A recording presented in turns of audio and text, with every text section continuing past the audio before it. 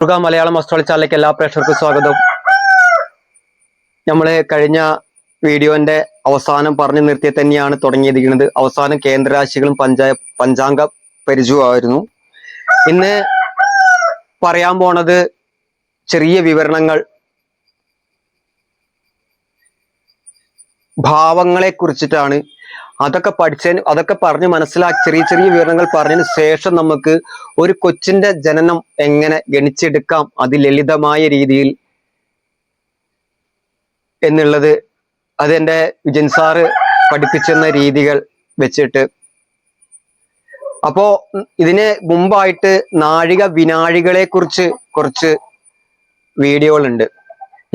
അതിലേക്ക് വരുന്നില്ല. കാരണം നാഴിക വിനാഴികന്റെ എ മുതൽ സെഡ് വരെയുള്ള കാര്യങ്ങൾ 24 മണിക്കൂറിന് നാഴിക വിനാഴി ആക്കുന്നതും, അത് 3600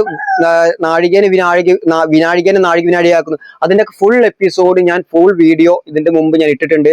അതെല്ലാം എന്റെ പ്രൊഫൈലിൽ കയറി കഴിഞ്ഞാൽ നിങ്ങൾക്ക് അതായത് ലോങ് വീഡിയോ, ഷോർട്ട്, പ്ലേലിസ്റ്റ്, അതേപോലെ തന്നെ അങ്ങനെയുള്ള കാര്യങ്ങൾ, ലൈവ് എന്നുള്ളതിൽ പ്ലേലിസ്റ്റ് കയറി കഴിഞ്ഞാൽ അതിലെല്ലാം ഓർഡർ ആയിട്ട്, വേറെ നിങ്ങൾക്ക് എവിടെയും പോകേണ്ട, ആ പ്ലേലിസ്റ്റ് കയറി കഴിഞ്ഞാൽ കൃത്യമായിട്ട് ഓർഡർ ആയിട്ട് കിട്ടും.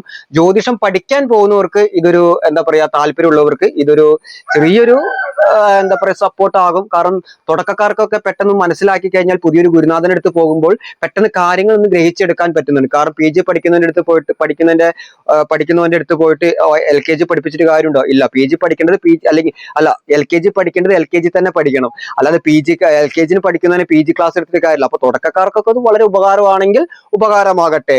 അപ്പൊ നമുക്ക് ഇന്ന് പറയാൻ പോകുന്നത് ഭാവങ്ങളെ കുറിച്ചിട്ടാണ്. ഭാവങ്ങളെ കുറിച്ചിട്ട് പറയുമ്പോൾ എന്താണ് 12 ലഗ്നഭാവങ്ങൾ, 12 ലഗ്നഭാവങ്ങളെ കുറിച്ച് ചെറിയ ചെറിയ കാര്യങ്ങൾ ആചാര്യന്മാർ പറയുന്നുണ്ട്. അത് ഡീപ്പായിട്ട് പറയുന്നില്ല, ഒരു പരിചയപ്പെടുത്തൽ മാത്രമേ ഉള്ളൂ. അപ്പൊ അതിലേക്ക് എല്ലാവർക്കും കടക്കാം. ഇഷ്ടപ്പെട്ടിരുന്നെങ്കിൽ ലൈക്ക്, ഒന്ന് സബ്സ്ക്രൈബ്, അതേപോലെ തന്നെ നിങ്ങളുടെ ഒരു ഹൈപ്പ് എന്നുള്ള ബെൽ ബട്ടൺ കൂടി അമർത്തി സപ്പോർട്ട് ചെയ്യണം. ഒന്ന് സ്ക്രോൾ ചെയ്ത് കഴിഞ്ഞാൽ കമന്റിന്റെ അവിടെ സ്ക്രോൾ ചെയ്ത് കാണാൻ പറ്റുന്നതാണ്. അപ്പൊ നിങ്ങളൊന്ന് സപ്പോർട്ട് ചെയ്യാം. എന്നാൽ കഴിയുന്ന അറിവുകളാണ് പങ്കിടുന്നത്. അപ്പൊ സപ്പോർട്ട് ചെയ്യാം. ഇപ്പൊ നമുക്ക് കാര്യത്തിലേക്ക് കടക്കാം. അപ്പൊ നമ്മള് ഉദാഹരണം നോക്കുക. ഉദാഹരണം മാത്രമാണ്. ഉദാഹരണം നോക്കുമ്പോൾ കുംഭ ലഗ്നം എടുക്കുക. ഇതാണ് ലഗ്നം. അതായത് മേടം മുതൽ മേടം, ഇടവം, മിഥുനം, കർക്കിടകം, ചിങ്ങം, കന്നി, തുലാം, വൃശ്ചിക, ധനു, മകരം, കുംഭം, മീനം. ഇതാണ് 12 രാശികൾ മേടം മുതൽ. പക്ഷേ ഒരു കുഞ്ഞ് ജനിക്കുമ്പോൾ ആ കുഞ്ഞിന്റെ ജനിച്ച സമയത്ത് കിഴക്കൻ ചക്രവാളത്തിൽ ഉദിച്ചു നിൽക്കുന്ന ഒരു രാശിയുണ്ട്. അതാണ് 1-ാം ഭാവം, ലഗ്നം.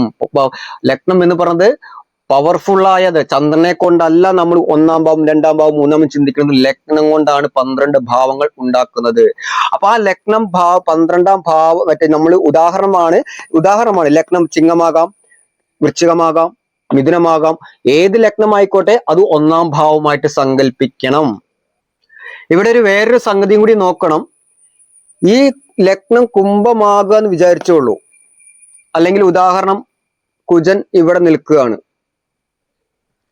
ഒരു ടോർച്ചിന്റെ വെട്ടം അടിക്കുമ്പോൾ നമുക്ക് ആ ടോർച്ചിന്റെ എഫക്റ്റ്, ഒരു ബിന്ദു അതിലേക്ക് കറക്റ്റ് അടിക്കണ സ്പേസ് അതൊരു 30 ഡിഗ്രി അല്ലെങ്കിൽ 30 എന്നുള്ള ഒരു ഇതിലാണ്, ഒരു കറക്റ്റ് ആയിട്ട് പൊസിഷനിൽ ടോർച്ച് അടിക്കുമ്പോൾ കാണില്ലേ, ആ ഒരു വെട്ടം അതിന്റെ 15 ഡിഗ്രിയാണ്. ഒത്ത മധ്യത്തിലാണ് നമ്മൾ ഭാവം ചിന്തിക്കുന്നത്. ഇവിടെ ലഗ്നം എത്ര ഡിഗ്രിയിലാണ് നോക്കാനുണ്ട്.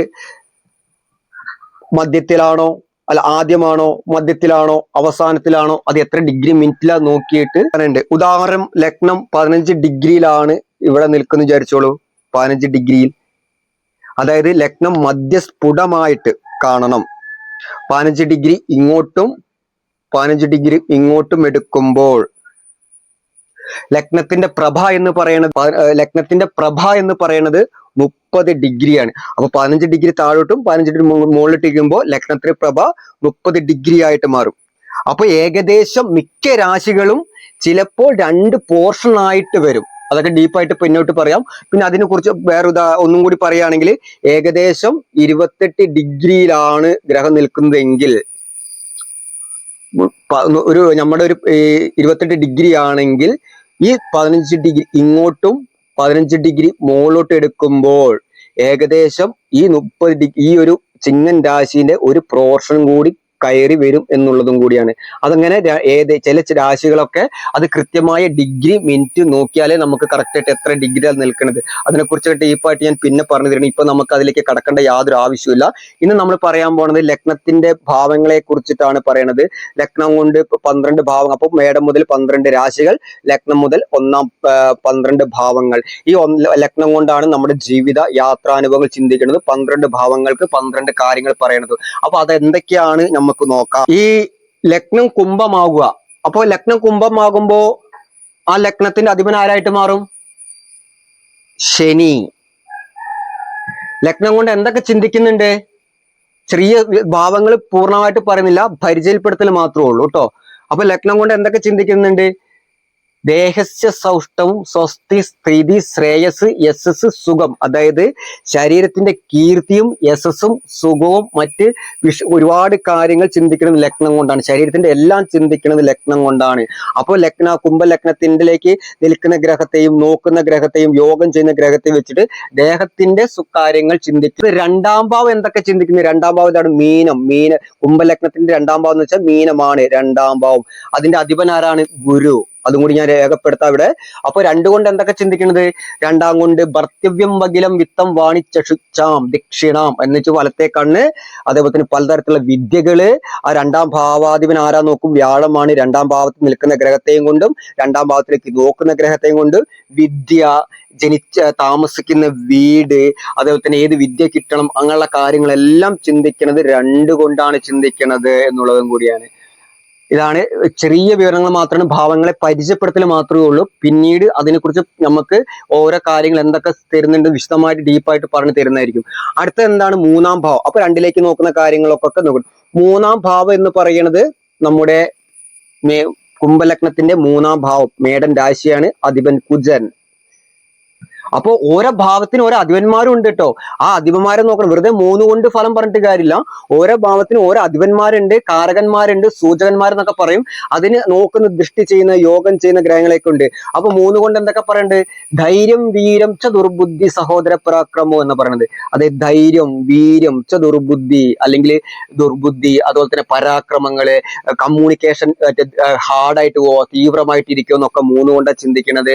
അതിൽ ഉപരി ഒന്നും കൂടി പറയുന്നുണ്ട്, ഇളയ സഹോദരങ്ങളെ ചിന്തിക്കുന്നത് 3 കൊണ്ടാണ് എന്ന് പറയുന്നത്. അടുത്തത് ഏതാണ്? 4. കുംഭലഗ്നത്തിന് 4 എന്ന് പറഞ്ഞ് ഇടവമാണ്. അധിപൻ ശുക്രൻ. 4 കൊണ്ട് എന്തൊക്കെ പറയുന്നുണ്ട് ആചാര്യന്മാര്?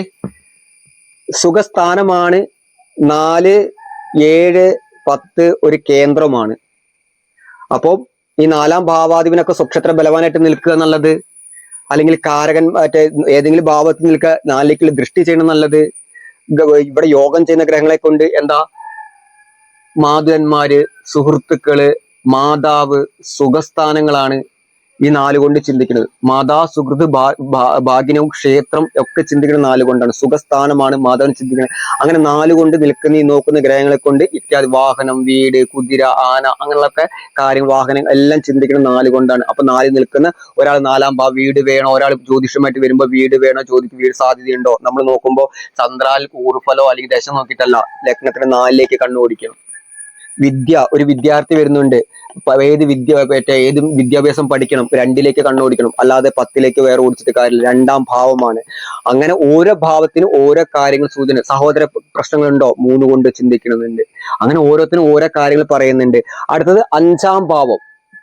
5ാം ഭാവം ഏതാണ്? മിഥുനമാണ്. മിഥുനം എന്ന് പറയുന്നത് ബുധനാണ് അധിപൻ. 5ന്റെ ഒരു അധിപൻ ബുധനാണ്. 5 കൊണ്ട് എന്താ പറയുന്നത്? പ്രജ്ഞ, പ്രതിഭ, മേധ, വിവേകശക്തി, പുരാതനം. വേണ്ട സമയത്ത് വേണ്ട രീതിയിൽ യുക്തിപൂർവ്വം ചിന്തിച്ചിട്ട് കൈകാര്യം ചെയ്യാനൊക്കെ ചിന്തിക്കുന്നത്. മന്ത്രസിദ്ധികള്, സന്താനഭാവം, അതേപോലെ തന്നെ നമ്മുടെ ബുദ്ധിയുടെ ഭാവം, ഹൃദയഭാവം, അങ്ങനെ ഒട്ടനവധി കാര്യങ്ങൾ കൂടി ഇതിനൊക്കത്തെ കാര്യങ്ങളൊക്കെ ഈ 5 കൊണ്ട് ചിന്തിക്കുന്നുണ്ട്. 5ൽ നോക്കുന്ന ദൃഷ്ടി ചെയ്യുന്ന ഗ്രഹങ്ങളെ കുറിച്ചിട്ട് ഇങ്ങനെ ഒരുപാട് കാര്യങ്ങൾ പറയാം. അടുത്തത് 6ാം ഭാവം. 6ാം ഭാവത്തിന്റെ അധിപൻ ആരാണ്? ചന്ദ്രനാണ്. ഈ രാശിന്റെ അധിപൻ ചന്ദ്രനാണ്. ഈ ചന്ദ്രനെ ഈ 6 ബോണ്ട് എന്തൊക്കെയാണത്?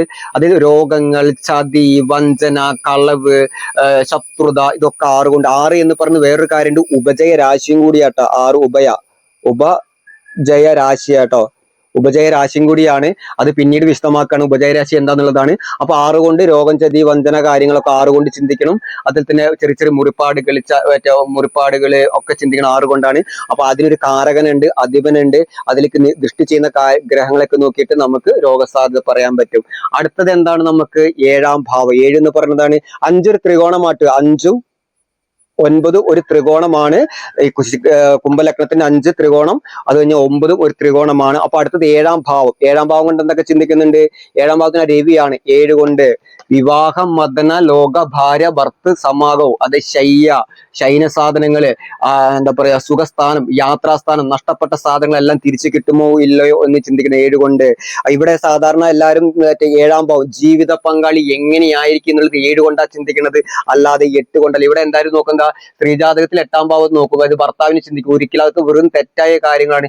ഏതൊരു ഗ്രഹനില എടുക്കുമ്പോൾ 7-ാം ഭാവമാണ് വിവാഹ പങ്കാളി എങ്ങനെയായിരിക്കണം, മതഭാവം എന്ന് പറയുന്നത് എങ്ങനെയായിരിക്കണം എന്നുള്ളത്. അപ്പൊ 7-ാം ഭവനാധിപനെ, കാരകനെ നോക്കുന്ന ദൃഷ്ടി ചെയ്യുന്ന ഗ്രഹങ്ങളെ കുറിച്ചിട്ട് ഇത്യാദി കാര്യങ്ങൾ പറയുന്നതാണ്. അടുത്തത് 8-ാം ഭാവം. 8-ാം ഭാവം എന്ന് പറയുന്നത് ആരാണ്? ബുധനാണ്. 8 കൊണ്ട് എന്തൊക്കെ ചിന്തിക്കുന്നുണ്ട്?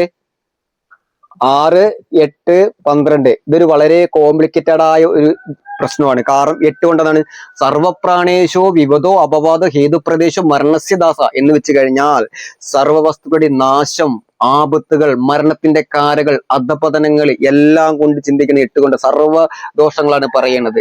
അപ്പൊ 8-ാം ഭവനാധിപനെ, കാരകനെ, 8ലേക്ക് നോക്കുന്ന ദൃഷ്ടി ചെയ്യുന്ന ഒക്കെ ഗ്രഹങ്ങളെ വെച്ചിട്ട് നമുക്ക് ഫലഭാഗ ജ്യോതിഷം പറയാൻ പറ്റും. 9 എന്ന് പറഞ്ഞാൽ നേരത്തെ ശുക്രനാണ് അധിപൻ. 4-ന്റെയും 9-ന്റെയും കാരകൻ. ഈ കുംഭലഗ്നക്കാർക്ക് പ്രത്യേകത ഉണ്ട്. ഒരു കേന്ദ്രത്തിന്റെയും 4-ന്റെയും ഒരു ത്രികോണത്തിന്റെ ആധിപത്യം വഹിക്കണ ശുക്രൻ കുംഭലഗ്നക്കാർക്ക് യോഗ കാരകനും കൂടിയാണ്. അങ്ങനെ പ്രത്യേകത ഉണ്ട്. പക്ഷെ ഒന്ന് മനസ്സിലാക്കുക, ഇത് ഞാൻ പറഞ്ഞു വരുന്നത് ചില ചെറിയ ചെറിയ വിവരങ്ങൾ ഡീപ്പായിട്ട് പിന്നെ പറഞ്ഞായിരിക്കും. അപ്പൊ 9 കൊണ്ട് എന്താണ്? ഭാഗ്യം, ദയ, ധർമ്മം, പുണ്യം, മാതുലന്മാര്, ദയ, പുണ്യം, തപസ്, ജ്ഞാനം, ഉപാസനകള്, ഇതെല്ലാം 5ഉം 9 കൊണ്ടൊക്കെ മുൻജന്മ കാര്യങ്ങളൊക്കെ 5 കൊണ്ട് ചിന്തിക്കും. ഉപാസനകള്, പ്രാർത്ഥനകള്, ജപങ്ങള്. പിതാവിന്റെ ചിന്തിക്കണം 4, മാതാവിനെ ചിന്തിക്കണം 4 കൊണ്ട്, പിതാവിനെ ചിന്തിക്കുന്നത് 9 കൊണ്ട്. 9 നിൽക്കുന്ന ഗ്രഹങ്ങളെ, നോക്കുന്ന ഗ്രഹങ്ങളെയും പിതാവ് പിതാവുമായിട്ട് രമ്യതയുണ്ടോ, മുന്നോട്ട് പോവാ, പിതാവായിട്ട് വാക്കുകൾ എന്തെങ്കിലും പ്രശ്നമുണ്ടോ, ഇതൊക്കെ ചിന്തിക്കണം 9 കൊണ്ടാ ചിന്തിക്കുന്നത്. അടുത്തത് എന്താ ചിന്തിക്കുന്നത്? 10-ാം ഭാവം. 10 കൊണ്ട് എന്താ ചിന്തിക്കുന്നത്? 10 എന്ന് പറയുന്നത് കർമ്മസ്ഥാനമാണ്. 10 എന്ന് പറയുന്നത് നമ്മുടെ കുജനാണ് അധിപൻ. 10 കൊണ്ട് എന്താ ചിന്തിക്കുന്നത്? നമ്മുടെ 2 കൊണ്ട് വിദ്യ ചിന്തിക്കും. ഈ പഠിച്ച ജോലി നമുക്ക് 10 കൊണ്ട് കിട്ടുമോ ഇല്ലയോ? 2-ാം ഭാവം വിദ്യ. 2 IAS ആണോ, IPS ആണോ, നേവി ആണോ, പട്ടാളമാണോ, ഇലക്ട്രോണിക്സ്, ഇലക്ട്രിക്കൽ, കമ്പ്യൂട്ടർ, ഏത് മേഖലയാണോ വിദ്യ ജോലി വേണ്ടത് എന്നുള്ളത് 10 കൊണ്ടാണ് ചിന്തിക്കുന്നത്. അപ്പൊ 10-ാം ഭവനാധിപനും മറ്റു കാര്യങ്ങളൊക്കെ നോക്കിയിട്ടാണ് നമ്മൾ ജോലി ചിന്തിക്കുന്നത്. അടുത്തത് നമ്മൾ വളരെ പ്രധാനപ്പെട്ട ഒരു കാര്യമാണ് 11-ാം ഭാവം. വരവിന്റെ സ്ഥാനം. ഗുരു ആധിപത്യം കൊടുക്കുന്നു. കുംഭലഗ്നത്തിന് 11ഉം 2ഉം ഭാവാധിപത്യമൻ ഇവിടെ ചിങ്ങലഗ്നക്കാർക്കുണ്ട്. കാരണം കർക്കിടക ചിങ്ങലഗ്നക്കാർക്ക് 2ഉം 11ഉം ഭാവാധിപത്യം ബുധനാണ്. ഇവിടെയും അത് വേറെ ഒരു രാശിക്കില്ല ഒരു പ്രത്യേകത. അപ്പൊ 11 കണ്ടെന്ന അർത്ഥലാഭച്ച, സർവ്വ അഭിഷ്ട കാര്യങ്ങൾ നടക്കണം. അർത്ഥലാഭച്ച 2 കൊണ്ട് ധനത്തെ ചിന്തിക്കുന്നു. അപ്പൊ ആ 2 കൊണ്ട് പഠിച്ച ജോലി 10 കൊണ്ട് ചിന്തിക്കോ നോക്കും. പഠിച്ച ആ ജോലി കൊണ്ട് നേടിയെടുക്കാൻ പറ്റുമോ എന്നുള്ളത് 11 കൊണ്ട് ചിന്തിക്കണം. ആ നോക്കുന്ന യോഗം ചെയ്യുന്ന ഗ്രഹങ്ങൾ, ദൃഷ്ടി ചെയ്യുന്ന ഗ്രഹങ്ങളെ കൊണ്ട് ഇത്യാദി കാര്യങ്ങൾ പറയാം. അടുത്തത് വളരെ പ്രധാനപ്പെട്ടതാണ് 12. 6, 8, 12. ഈ 12ന്റെ ലഗ്നാധിപൻ തന്നെ 12-ാം ഭാവാധിപത്യം വഹിക്കുന്ന ശനി. വേറെ ഒരു ഗ്രഹങ്ങൾക്ക് ഇല്ല എന്ന് വിചാരിക്കണം. കാരണം ലഗ്നാധിപൻ തന്നെ 12-ാം ഭാവാധിപത്യം വഹിക്കുന്നത്. എന്താണ്? ഭാവം, വയം, ച, പതിനി, നിരീയവം, അപമ്പ, സ്ഥാനഭ്രംശ വൈകല്യം എന്ന് വെച്ച് കഴിഞ്ഞാൽ അധപതനം, പ്രശ്നങ്ങള്, കലഹം, വരവിനേക്കാൾ കൂലിച്ചെലവ്, എത്ര ജോലി എടുത്തിട്ട് നേടിയെടുക്കാൻ പറ്റുന്നില്ല, വരവിനേക്കാൾ കൂലിച്ചെലവ് വരിക, കലഹം ഉണ്ടാകുക, കേസ്, വഴക്ക്. അപ്പൊ അങ്ങനെ ഇത്യാദി കാര്യങ്ങളെല്ലാം 12 ചിന്തിക്കുക. 12-ാം ഭാവം കൊണ്ട് 12-ൽ നിൽക്കുന്ന ഗ്രഹങ്ങളെ നോക്കുന്ന ദൃഷ്ടി ചെയ്യുന്ന ഗ്രഹങ്ങളൊക്കെ വെച്ചിട്ട് ഇത്യാദി ഒരു പലഭാഗ ജ്യോതിഷ കാര്യങ്ങൾ ചിന്തിക്കുന്നതാണ്. അപ്പൊ ഒരു കേസായിട്ട് വരികയാണെങ്കിൽ നമ്മൾ 12-ാം ഭാവം നോക്കും. മരണമായിട്ട് ചിന്തിക്കുകയാണെങ്കിൽ നമ്മൾ ഇവിടെ രോഗമായിട്ട് ചിന്തിക്കുന്ന 6. അപ്പൊ പക്ഷെ ഒരു പ്രത്യേകം 12-നേക്കാൾ ദോഷം കൂടുതലാണ് 8-ന്. 8-നേക്കാൾ ദോഷം കുറവാണ് 6-ന്. അപ്പൊ 6 എന്ന് പറയുന്ന ഗുണദോഷം. ബാക്കി 12 8 വളരെ ദുസ്ഥാനമാണ്. അപ്പൊ അതുകൊണ്ടാണ് ഈ 12 ഭാവങ്ങളെ കുറിച്ചുള്ള ചെറിയ അറിവുകൾ നിങ്ങൾക്ക് പരിചയപ്പെടുത്തി തന്നിരിക്കുന്നത്. ഡീപ്പായിട്ട് പിന്നീട് പഠിപ്പിച്ച് പറഞ്ഞു തരുന്നതായിരിക്കും. അപ്പൊ ഇഷ്ടപ്പെട്ട് കഴിഞ്ഞാൽ ലൈക്ക് ചെയ്യുക, ഷെയർ ചെയ്യുക, സബ്സ്ക്രൈബ് ചെയ്യുക. എല്ലാവർക്കും ഇന്നത്തെ വീഡിയോ ഇവിടെ സ്കിപ്പ് ചെയ്യാണ്. നന്ദി, നമസ്കാരം.